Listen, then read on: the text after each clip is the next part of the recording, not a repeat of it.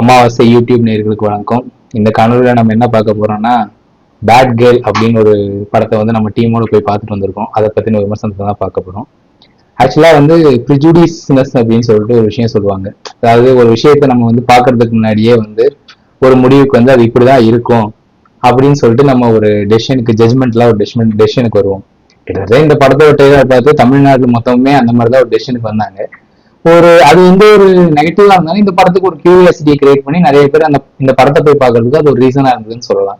சரி, அந்த மாதிரி என்னதான் எடுத்து வச்சிருக்காங்கன்னு போய் பார்த்தோம்.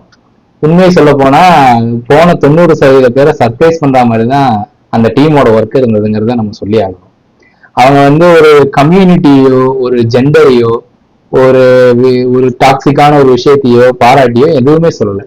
ஒரு நார்மலா ஒரு பொண்ணு இருக்காங்க, அவங்களோட டீனேஜ்ல இருந்து ஒரு மிட் 30s வரைக்கும் அவங்க லைஃப் எப்படி போகுது, அவங்க எடுத்த தப்பான டெசிஷன்ஸ் என்ன, அது சரியா தப்பா, அவங்களோட சிந்தனை எப்படி இருக்குங்கிறது ஒரு கேண்டிடான வகையில வந்து சொல்லியிருக்காங்களே தவிர மற்றபடி ஒரு கம்மிங் ஆஃப் ஏஜ் ட்ராமாவை தவிர யாரையும் வந்து இப்போ சிறுமையா பேசியோ ஒரு ஜென்டரை வந்து தப்பா காட்டியோ எந்த விதமான படமுமே எடுக்கலைங்கிறது தான் உண்மை. இதுதான் ஃபர்ஸ்ட் நான் சொல்ல வந்தது.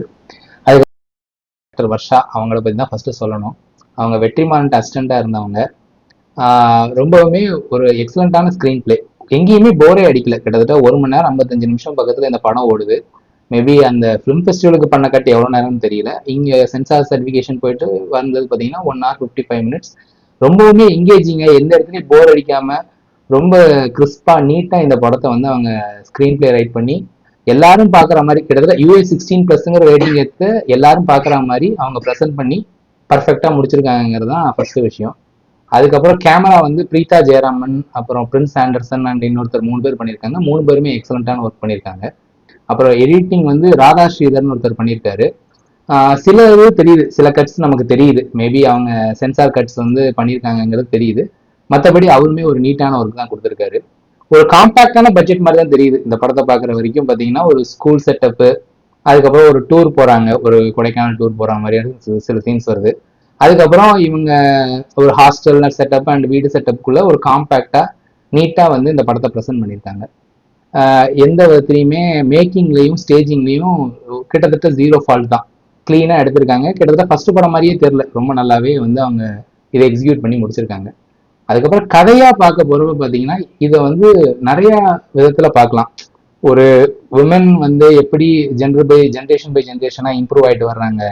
அதுக்கப்புறம் இன்னைக்கு இருக்கிற விமன்ஸோட மைண்ட் செட் எப்படி இருக்கு, ஒரு ரிலேஷன்ஷிப்புங்கிறது என்ன, அதுல வந்து ஒரு ட்ரூத்தை ஃபேஸ் பண்றதுக்கு மேபி இன்னைக்கு இருக்க ஜென்ரேஷன் பெண்களாகட்டும் ஒரு சாதாரண பெண்ணாகட்டும் அதுல எவ்வளவு கஷ்டப்படுறாங்க, எந்த விஷயத்துல அவங்க லேக் ஆகுறாங்கிற மாதிரி மல்டிபிள் விஷயத்த பேசியிருக்காங்க. அதுல மல்டிபிள் இன்டர்பிரிட்டேஷன்ஸும் இருக்கு. ஒவ்வொருத்தவங்களும் அவங்களுக்கு ஏற்ற மாதிரி புரிஞ்சுக்கிற மாதிரியான விஷயங்கள் நிறையவே இருக்கு. ஸோ அது ஒவ்வொருத்தவங்களும் போய் பார்த்தாதான் அவங்களுக்கு ரிலேட் பண்ணிக்கிற மாதிரி அந்த விஷயங்கள் நடக்கிறப்ப அதை வந்து அவங்க இது கனெக்ட் பண்ணிக்க முடியும். இதுல எனக்கு ரொம்ப பிடிச்சதுன்னு பாத்தீங்கன்னா அந்த அஞ்சலி சிவராமன்ற ஒரு ஆர்டிஸ்ட் தான் வந்து அந்த லீட் ரோல் பிளே பண்ணியிருக்காங்க. ரம்யான்ற கேரக்டர் ரொம்ப நல்லாவே பண்ணியிருக்காங்க. அந்த டீனேஜ் டைம்லயும் சரி, ஒரு மெச்சூர்டா ஒரு லைஃப்ல சில ரிலேஷன்ஷிப் ஃபெயிலியருக்கு அப்புறம் அவங்க தனியா இருக்கிற டைமும் சரி ரொம்ப நல்லாவே பிளே பண்ணியிருக்காங்க. இவங்களை விட ரொம்ப நல்லா நடிச்சிருந்ததுன்னு பாத்தீங்கன்னா சாந்தி பிரியான்னு ஒரு ஆர்டிஸ்ட் வந்து அவங்க அம்மா ரோல் பிளே பண்ணியிருக்காங்க. அவங்க ஆக்சுவலா கிட்டத்தட்ட ஒரு டிபிக்கல் வந்து ஒரு மிடில் கிளாஸ் பிராமின் லேடியா ஒரு ரொம்ப வருஷமா ஒரே வேலையை பார்த்து ஒரு 60 வயசு ரிட்டையர் ஆகிற ஒரு அம்மாவா கிட்டத்தட்ட அவங்க வந்து ரியல் லைஃப்ல இருந்து ஒருத்தவங்களோட போர்ஷனை கட் பண்ணி எடுத்த மாதிரி தான் இருந்துச்சு.